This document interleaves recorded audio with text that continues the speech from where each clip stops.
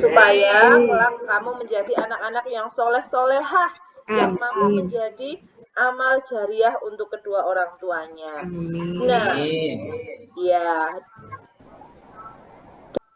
misalnya kalian itu membaca ya dalam surat Al-Baqarah ayat pertama ya, Alif Lam Mim. Itu terdiri dari berapa huruf ya anak-anak? 4. Alif Lam. Tiga. Ya, 3. Terdiri dari Alif, Lam, dan Mim. Dari 3 itu kita membaca 3 huruf dikalikan 10. Nah, kita akan mendapat 30 kebaikan. Nah, kalau kita sehari minimal membaca 1 surat, satu ayat atau 1 juz kalau yang mampu ya, itu kita akan mendapatkan banyak sekali kebaikan. Nah, setelah itu kita tahu keutamaan dari membaca Al-Quran. Mari kita bersama-sama belajar mengenai Quran Surat Al-Hujurat ayat 13. Berikut Bu Guru tampilkan ayatnya. Jelas nggih? Terlihat jelas nggih? Nggih, Bu Guru. Seperti yang ini. Nah, kamu di kelas 3, di kelas sebelumnya, kamu sudah belajar tentang hukum bacaan. Dalam Quran Surat Al-Hujurat ini terdapat hukum bacaan qalqalah, gunnah, dan juga ini mat, ya, dan juga huruf mat. Di sini sudah Bu Guru kasih warna supaya apa? Supaya kalian lebih mudah dalam mempelajari dan mengetahui hukum bacaannya. Sekarang kita baca bersama-sama ya. Nggih. Bu Guru. Ayo tanamut bareng.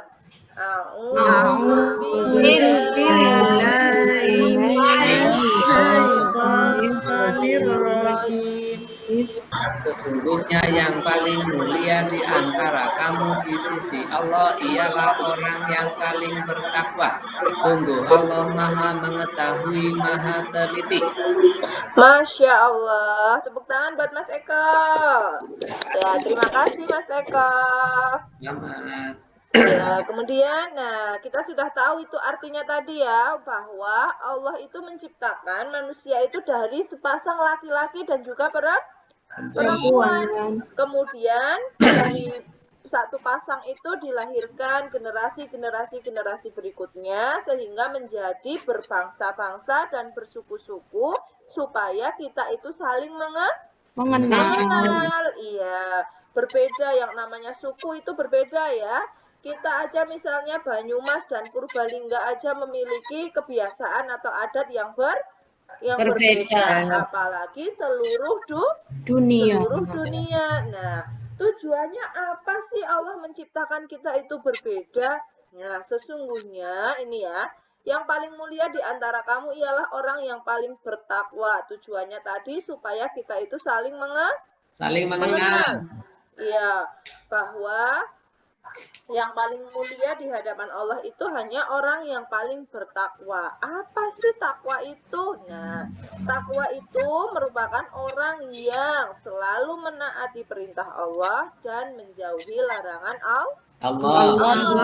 Sungguh Allah itu Maha Mengetahui dan Maha Teliti, sehingga Allah tidak pernah salah dalam menilai umatnya, dalam mengetahui mana yang bertakwa, mana yang tidak, mana yang sedang-sedang gitu ya. Ya, nah tadi dari ayat tadi kita sudah mengetahui hukum bacaannya yang terdapat dalam ayat tersebut, menemukan bacaan tajwid ya. Ada warna biru itu hukum mat dibaca panjang, ada warna merah itu dibaca gunnah atau mendengung dengan berapa harokat ya? 2 Bu Guru. Yang warna hijau menunjukkan bacaan qalqalah atau memantul. Nah, nanti di rumah tugasnya kalian menghafalkan Quran Surat Al-Hujurat ayat 13 itu per kalimat, nggih, setiap potongan-potongan ayat ini.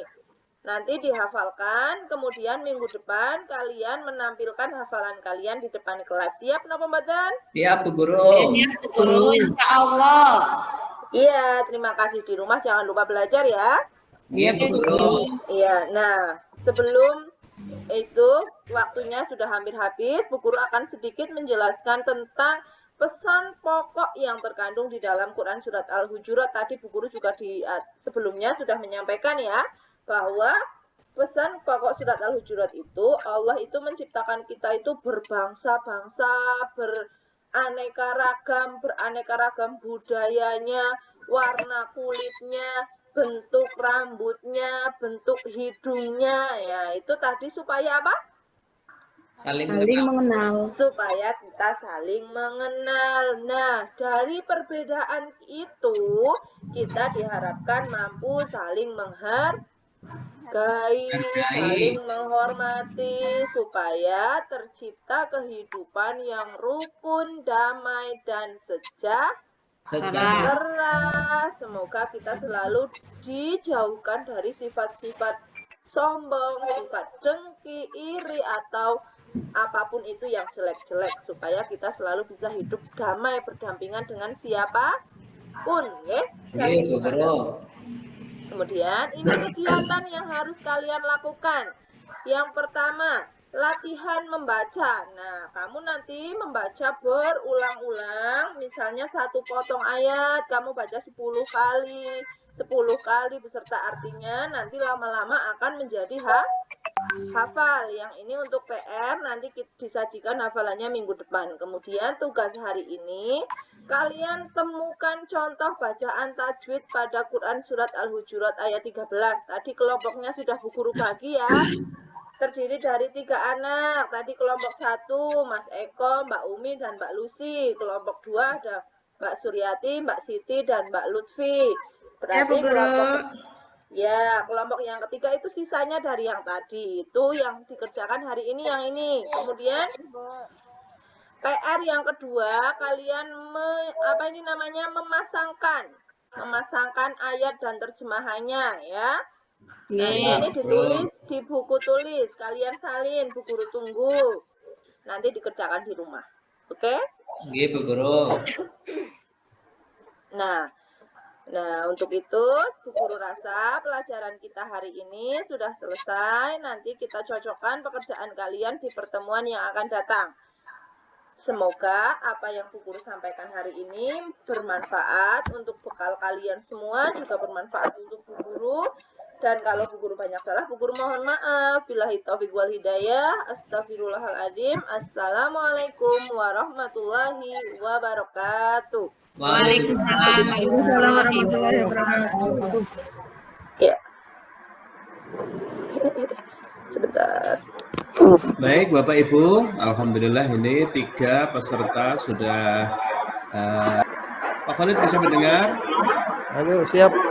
Saya mendengarkan mau dulu.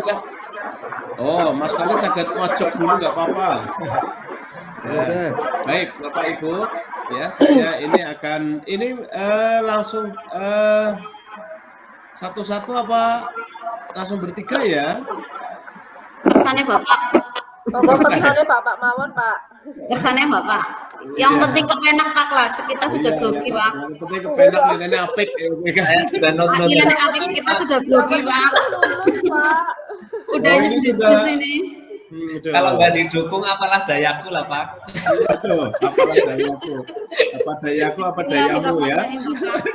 Iya. Ya. Ini yang Bu Lucy, ini yang di bagian itu belum mengunggah ya ini. Bagian apa Pak? Ini saya buka di bagian pelaksanaan ujian. Ini belum muncul yang pad filenya Bu Lucy. Ini baru ada Pak Eko, ada. Saya sudah ngupload tadi Bapak belum itu ya Pak? Pas tadi. Memilih mungkin dulu sih. Bu, belum ditandai Bu, menandai. Nah itu. Nandainnya gimana Bu? Yang di pelaksanaan. Kalau yang di jenengan menandai satu RPP. yang di pelaksanaan ya. Kalau bahannya bahannya ini sudah berarti saya itu apa? Nyentang, oh ya sudah Pak.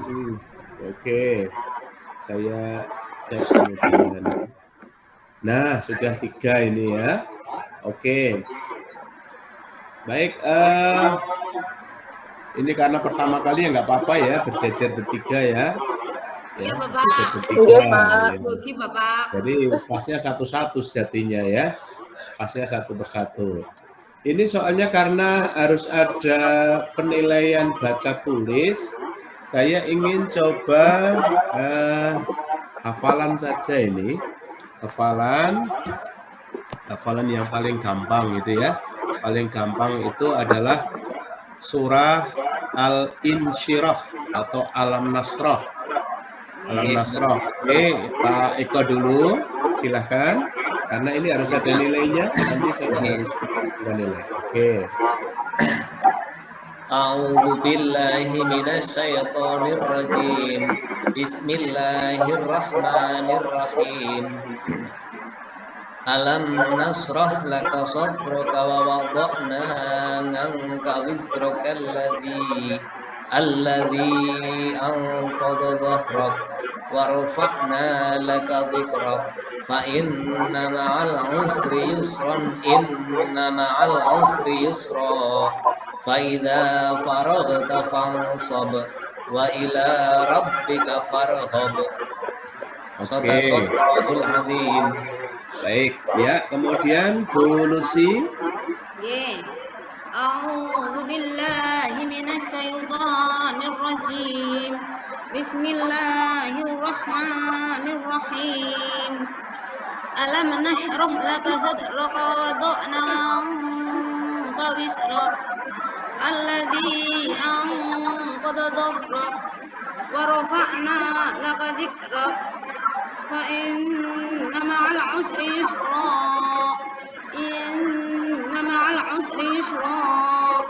fa idza faraghta fansab wa ila rabbika farghab.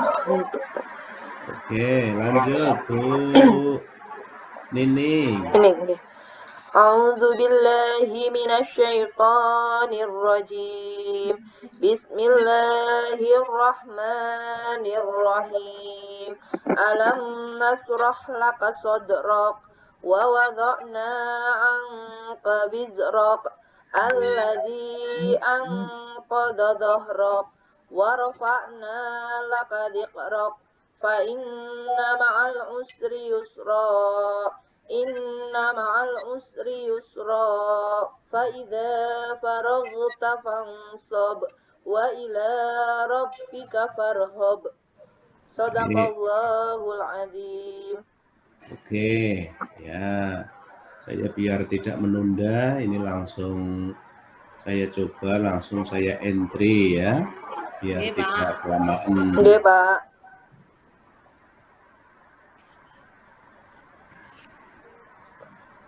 Oke.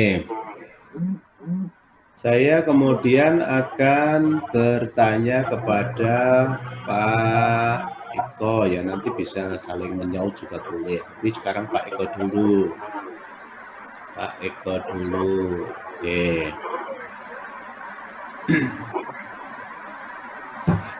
Nah, ada beberapa teori belajar yang kemarin dipelajari di bagian. Nah, itu lagi dengan dijajal gue. Padang pasir. Ini pertanyaan berikutnya. Hilang-hilang ya. Ya. Tujuan pembelajaran itu TP ya, tujuan pembelajaran ya. Coba saya ingin Bu Lucy membuat satu rumusan tujuan pembelajaran pada domain sikap. Domain sikap. Siswa peserta didik diharapkan mampu melakukan sikap tentang tujuan pembelajaran apa, Pak? Iya, tujuan pembelajaran tapi pada aspek sikap. Ya, peserta didik diharapkan mampu berbuat yang baik atau melakukan perbuatan-perbuatan yang baik di lingkungan sekolah maupun di lingkungan rumah maupun di lingkungan masyarakat dengan menunjukkan sikap-sikapnya. Oke, kalau Bu Nining gimana Bu? Oke. Peserta didik diharapkan mampu mengimplementasikan perilaku beriman dan bertakwa dalam kehidupan sehari-hari. Gitu, Pak. Kalau Pak Eko? Ya, peserta didik bisa menerapkan akhlakul karimah dalam kehidupan sehari-hari. Contohnya, sikap santun terhadap yang lebih tua, menurut kepada orang tua. Terus dalam aspek religius bisa rajin beribadah kepada Allah seperti sholat 5 waktu. Oke, lanjut aja. Saya tidak komentar dulu nanti berikutnya. Sekarang adalah pada tidak semuanya ya. Kalau semuanya itu, wah itu nggak cukup waktunya. Ya. Itu ada beberapa komponen perangkat pembelajaran, ada modul ajar, ada tujuan, ada materi, metode, media, LKPD. Saya hanya satu saja. Saya mulai dari Bu Nining dulu. Ya. Iya, Pak. LKPD itu apa Bu? Lembar kerja peserta didik, Pak. Lembar kerja isinya apa? Isinya tugas-tugas yang diberikan oleh guru kepada peserta didik supaya untuk dikerjakan, gitu, Pak. Untuk melakukan penilaian. Ya, kalau tadi dikaitkan dengan materi yang Ibu ajarkan, Iya, Pak. apa isi LKPD-nya isinya apa? Isinya tadi yang pertama, peserta didik rubrik penilaian hafalan, Pak. Yang kedua yaitu lembar kerja memasangkan potongan ayat dan terjemahannya. Oke. Sudah? Oke. Ada satu lagi yaitu, Oh, ada satu lagi. oke, satu lagi LKPD-nya peserta didik menemukan hukum bacaan yang terdapat dalam Quran surat Al-Hujurat ayat 13 secara berkelompok, Pak. Oke. Selanjutnya Pak Eko. Pak Eko, di situ ada istilah namanya ada yang namanya critical thinking, ya. Dalam mengembangkan itu ada critical thinking. Maksudnya apa Pak Eko? Maksudnya berpikir kritis terhadap materi pelajaran yang disampaikan, Bapak. Oke, kalau dikaitkan dengan tadi Asmaul Husna, berpikir bagaimana cara meneladani Asmaul Husna dalam kehidupan sehari-hari tanpa dipandu oleh guru. Kritiknya di mana kritiknya? Kritiknya apa ya? Kritiknya di mana? Kritiknya misal Asmaul Husna Al-Qudus. Kita diharapkan bisa meneladaninya, tetapi kok di situ di lingkungan sekolahan banyak sampah berserakan, mungkin itu menjadi bahan kritikan siswa tersebut untuk disampaikan kepada guru terkait materi tersebut yang nantinya akan ada penguatan lagi pada anak didik. Oke, sekarang yang Bu Lucy. Ini Bapak. Ya, Bu Lucy. Bu Lucy kok ya gambarnya kameranya hilang-hilang apa sinyalnya? Iya Pak, kadang hilang. Oh iya. Bu Lucy itu kalau murid-murid manggilnya apa itu? Bulus apa? Bulus sih Bapak. Iya, kalau murid-muridnya manggilnya apa? Apa aja boleh lah Pak. Iya. Yang penting lulus lah ya. Ya, yang penting lulus kata Pak. Yang penting pengukuhan besok, Pak. Iya. Berikutnya itu ada creative thinking. Creative thinking apa Bu Lucy? Creative thinking itu untuk apa ya?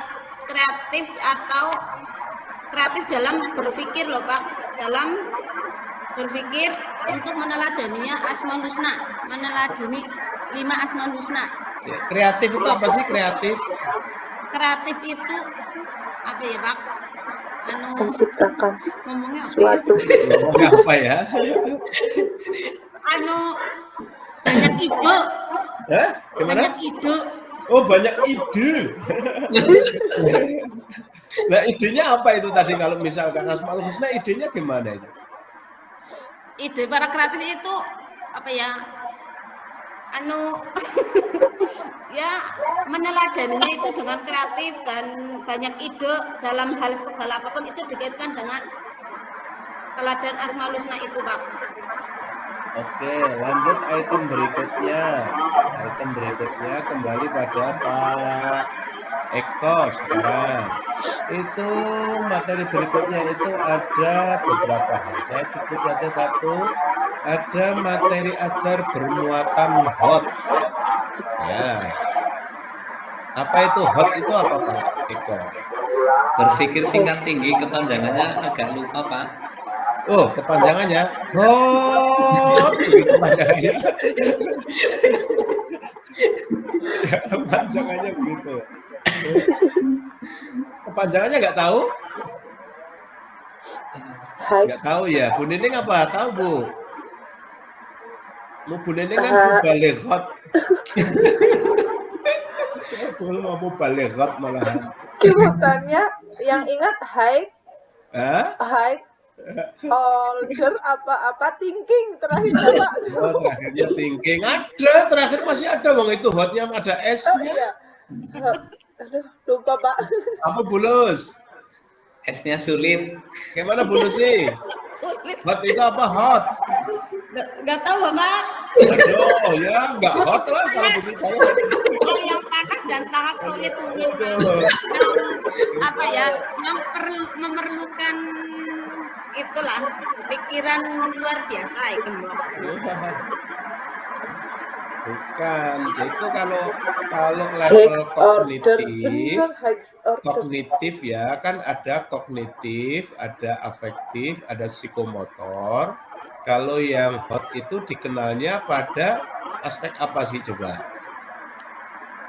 Kalau hot itu adanya di mana dari 3 domain itu?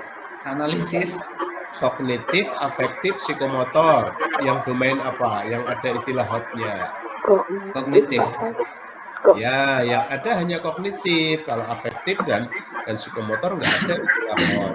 Nah, hot itu hanya itu higher, Higher. higher, Ayo. higher. Higher order Nah, tulisannya thinking skill. higher, ya. Higher O-nya itu adalah order, kemudian T-nya adalah thinking, kemudian S-nya itu skill. skill. Jadi keterampilan berpikir tingkat tinggi. Keterampilan berpikir tingkat tinggi. Ya, kognitif itu ada 2 kategori, ada yang rendah, ada yang tinggi. Saya akan lanjut, ini pertanyaan Mbak nanti ya. Kemudian, nah, ada bagian mana ini? Oh, assessment ya, assessment. Sekarang mulai dari Bu Lucy dulu. Nggih, gitu. Ya, assessment siapa? Assessment? Asesmen pada baik. Pada baik. Pada baik apa Bu?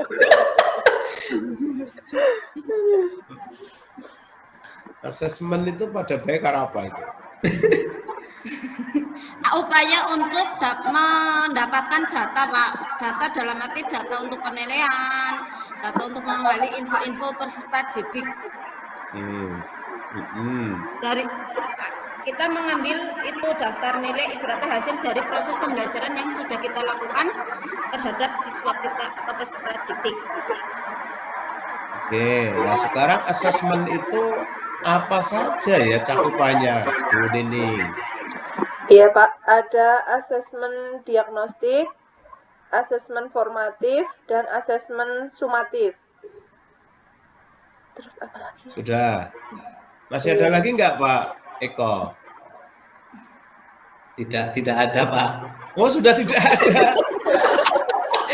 Karena saya tidak tahu Pak. Oh.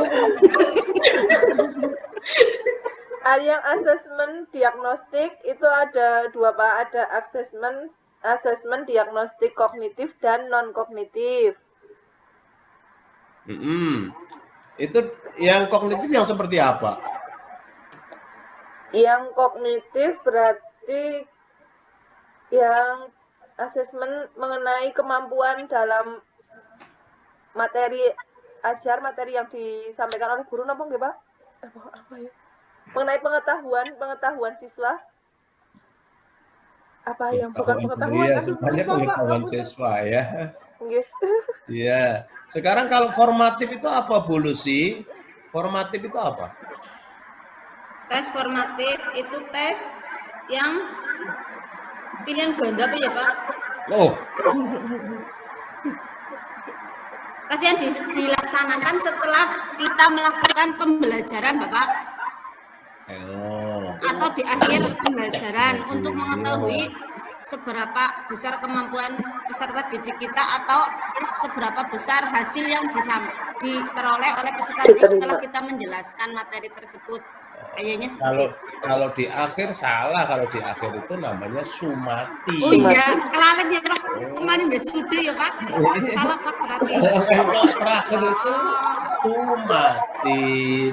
Kalau formatif itu adalah formatif Ketika apa formatif? proses pembelajaran. Ya, Di awal formatif itu pembelajaran. adalah yang di tengah-tengah dalam proses itu.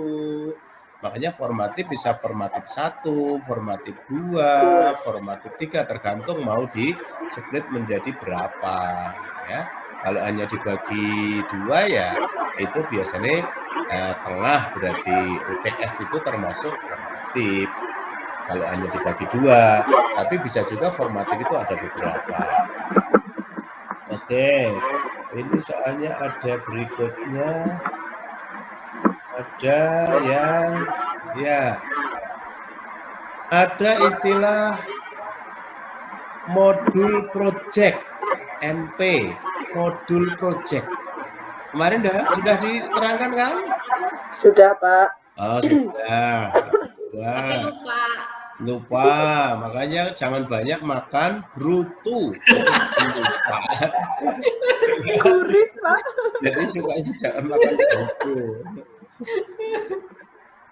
Ya, modul project. Modul project apa coba Pak Eko? Pak Eko, modul project. Bingung Pak. Loh, kan ada istilahnya itu kan? Ada modul project itu. Itu materi sebelumnya loh. Modul yang Rangka pembelajaran kan? modul yang berisi tujuan atau langkah-langkah pembelajaran Pak. Project Bu. Coba, gimana Bu Nining?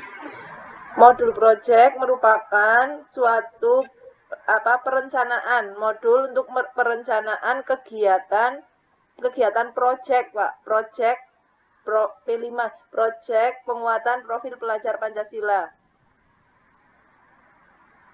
Isinya apa Bu Nining?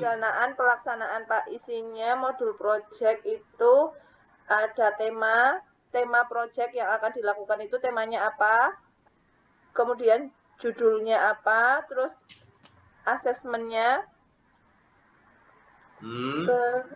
kemudian itu apa, elemen yang ada, itu dimensi Pak, dimensi yang ada dalam project tersebut.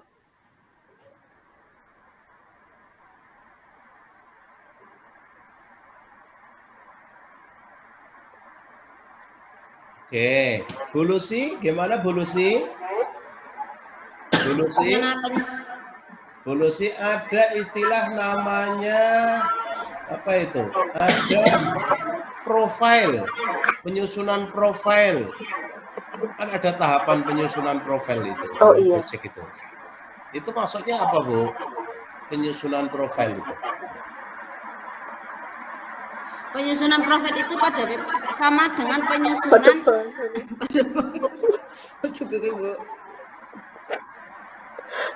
Lanjut Bu.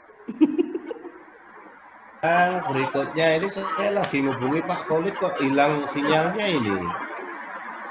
Hilang sinyalnya ini. Nah, penelitian tindakan kelas. Bahasa Inggrisnya apa? Bahasa Inggrisnya apa? Penelitian observe. Bahasa Inggrisnya apa? Adalah merancang, melaksanakan suatu tindakan tertentu dalam upaya untuk mengoptimalkan pembelajaran. Oke. Pak Eko, PTK-nya tentang apa? Tentang materi berakhlak dengan 5 Asmaul Husna. Judulnya peningkatan belajar. Lupa Kelalen kalau PTK dewek. Kelalen kalau PTK dewek. Peningkatan belajar dengan pelajaran yang selama ini. Oh, kurang apa? Susah nih Pak.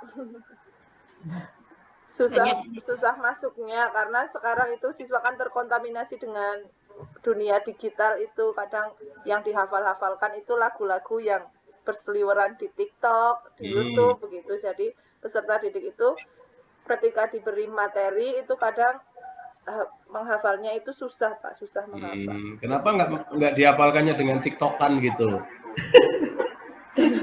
Iya bisa Pak, kadang-kadang juga kita setelkan video-video dari YouTube maupun dari TikTok itu.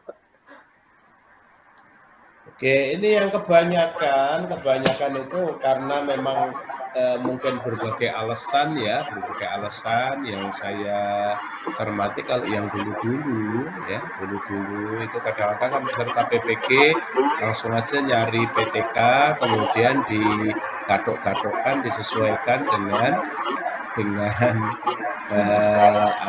mata pelajarannya. Padahal sejatinya PTK itu adalah bagaimana membangun kesadaran guru bahwa guru itu punya tugas untuk secara terus-menerus mengembangkan pembelajaran. Sehingga sifatnya itu ya tentunya adalah lokal. Lokal itu artinya ya di tempatnya masing-masing ya. Sehingga kalau kita mengadop atau mengambil PTK tempat lain ya belum tentu cocok ya. Karena lebih tepat itu sejatinya adalah bagaimana permasalahan yang paling real dihadapi oleh guru di ruang kelasnya masing-masing ya. Nah, kemudian permasalahan itu diidentifikasi, dicari mana permasalahan yang memungkinkan untuk diupayakan ya, bisa diselesaikan melalui tindakan tertentu. Nah, tindakan tertentu itu juga tindakan yang memang rasional, secara teori ada tindakannya, dan memang bisa dilakukan di daerah atau di tempat di mana guru itu mengajar. Jadi sejatinya begitu, kalau upaya ini dilakukan guru secara periodik ya, itu sejatinya pembelajaran akan semakin baik ya. Yang diambil tidak selalu pada metode ya, tindakan itu bisa bermacam-macam ya. Tindakan itu bisa metode, bisa media, bisa, umumnya dua itu ya umumnya, padahal sejatinya tidak harus begitu ya. Tapi tindakan-tindakan itu adalah intinya apa yang harus dilakukan ya, oleh guru bersama-sama dengan siswa untuk mengatasi permasalahan yang konkret spesifik ya. Konkret spesifik, jadi sedikit-sedikit itu spesifik, cuma bedanya tetap didasari dengan ada rujukan teori. Oke, begitu Bapak Ibu, ini sudah jam 3, kalau saya sudah berakhir, tapi saya kontak dengan Pak